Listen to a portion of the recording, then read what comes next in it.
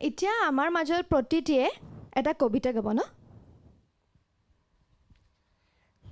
মাহিদেউ পুতলা কবি ডক্টৰ নিৰ্মলপ্ৰভা বৰদলৈ।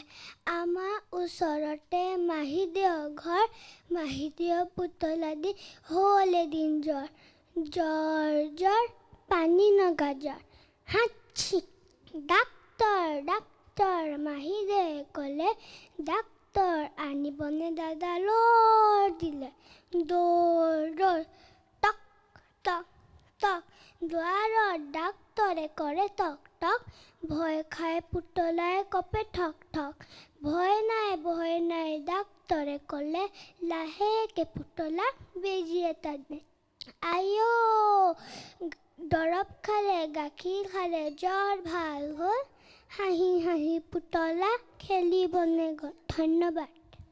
বহুত ধুনীয়াচোন প্ৰতিটি ন? কবিতাটো তুমি নিজে লিখিছা নেকি? কোনে লিখা কবিতা? কবি ডক্টৰ নিৰ্মলপ্ৰভা বৰদলৈ। আৰু কোনে শিকালে তোমাক? মাই। মায়ে? মা আজি আহিছে নাই? কোনগৰাকী মা? বা মায়ে একদম মিচিক মিচিক হাঁহি দি আছে ন? লিপষ্টিকটো কোনে লগাই দিলে? লিপষ্টিকটো বাই। মেকআপ কৰি ভাল লাগে ন? বহুত মৰম লগা, একদম বিৰাট ধুনীয়া। চবেই ধুনীয়াকৈ ক্লেপ বজাই দিয়া আমাৰ প্ৰতিটিৰ কাৰণে।